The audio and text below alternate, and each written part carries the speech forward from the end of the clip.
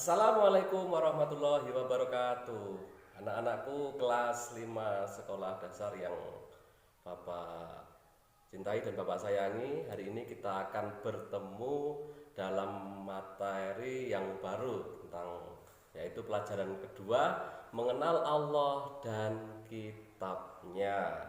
Oke, sebelum kita memulai pembelajaran, terlebih dahulu agar kita diberikan ilmu yang bermanfaat, kita berdoa terlebih dahulu. Bismillahirrahmanirrahim.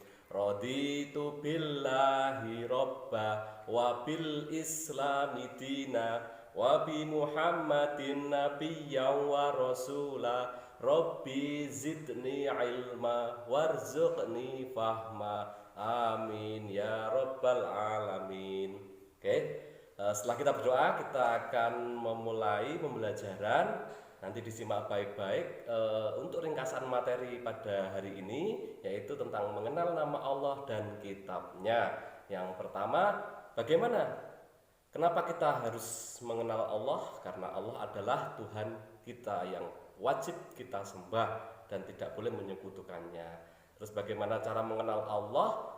Yang pertama, kita bisa mengenal Allah melalui Asmaul Husna. Ya, paham mungkin ya anak-anak kelas 5 ya Asmaul Husna apa? Karena sering dibaca setiap hari, sering dibiasakan di sekolah. Asmaul Husna adalah nama-nama yang baik yang dimiliki oleh Allah Subhanahu wa Ta'ala. Bagaimana kita mengenal Allah melalui Asmaul Husna? Khusus di kelas 5 ada jumlah Asmaul Husna, memang jumlahnya ada 99 ya, yang wajib kita ketahui. Tapi untuk kelas 5 pada hari ini kita akan bahas ada 4 Asmaul Husna, yaitu Al-Mid, Al-Hayyu, Al-Qayyum, dan Al-Ahad. Ya, satu-satu ya. Langsung saja. Al-Mumit. Al-Mumit itu adalah Maha Mematikan. Jadi semua makhluk hidup yang diciptakan Allah pasti akan mati, pasti akan dimatikan oleh Allah. Allah menghidupkan juga Allah mematikan. Lalu bagaimana cerminan kita beriman kepada Allah dengan mengetahui Al-Mumit sebagai Asmaul Husna ini? Kita harus rajin sholat, kita harus beribadah kepada Allah, bersedekah dan lain sebagainya. Untuk anak kelas 5 mulai untuk belajar bersedekah, untuk rajin sholat 5 waktunya, mengaji dan lain sebagainya. Karena hidup kita adalah untuk hanya diserahkan diri untuk Allah. Jadi nanti suatu saat kita akan dimatikan, kita akan mati oleh Allah Subhanahu wa Ta'ala. Yang kedua, Asmaul Husna yaitu Al-Hayyu ya. Jadi Al-Hayyu itu kebalikan dari Al-Mumit. Artinya Maha menghidupkan ya. Selain Maha mematikan, Allah juga Maha menghidupkan. Apa saja makhluk yang ada di muka bumi ini pasti dihidupkan lalu dimatikan oleh Allah. Jadi Allah itu kekal. Contoh, kita sering mengetahui bahwa ada orang sakit, tapi pada perjalanannya dia juga tidak langsung dimatikan oleh Allah, tidak diambil nyawanya oleh Allah, tapi tetap bisa disembuhkan.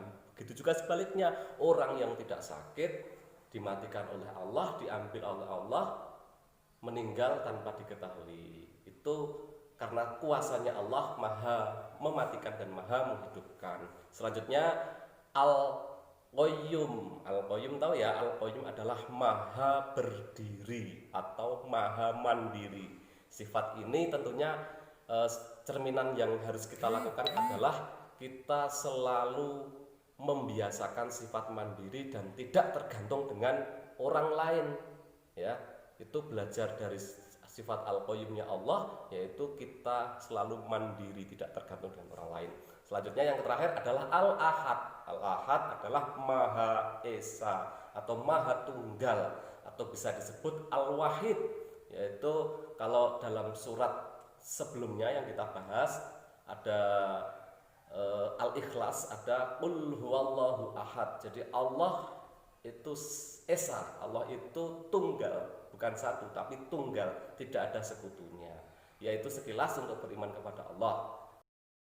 Ya, anak-anakku sekalian yang Bapak sayangi, setelah tadi mengenal tentang Allah melalui Asmaul Husna, yaitu Al-Mumit, Al-Hayyu, Al-Qayyum, dan Al-Ahad. Tugas anak-anakku sekalian, selain menghafal dari beberapa sifat tersebut, tapi anak-anak bisa mempraktekkan bagaimana kita mencerminkan sifat Allah itu, Maha Allah itu dalam kehidupan kita sehari-hari. Tadi ya, Al-Mumit adalah mematikan, kita harus rajin sholat karena kita tidak tahu umur kita yang akan dipanggil oleh Allah kapan, di mana, dan kita tidak akan tahu. Begitu Al-Hayyu, kalau Allah berkehendak untuk menghidupkan, semuanya akan hidup. Kalau Allah berkehendak untuk mematikan, Allah akan mati. Jadi kita tetap minatnya adalah salah satunya mungkin memelihara kebersihan, kesehatan kita, apalagi di masa pandemi seperti sekarang ini. Kita harus selalu rajin untuk jaga kesehatan ya, karena umur tidak ada yang tahu ya, tapi dengan jaga kesehatan sebagai langkah antisipasi kita bahwa kita tetap hidup sehat dan hidup bersih. Begitu juga dengan Al-Qayyum, Maha berdiri sendiri, mandiri. Allah mengajarkan bahwa sifat mandiri harus ada pada diri kita, anak-anak sekalian. Mandiri dan tidak tergantung pada orang lain, selalu membantu orang tua, itu salah satu mandiri. Merapikan tempat tidur ketika sedang setelah kita mau bangun tidur, mau belajar, merapikan buku pelajaran sendiri. Mandiri. Al-Ahad, yaitu tidak ada sekutunya, kita yakin dalam diri kita sendiri. Seperti pengertian iman adalah percaya, meyakini dengan sepenuh hati bahwa Allah adalah Tuhan semesta alam. Itu saja untuk pelajaran hari ini.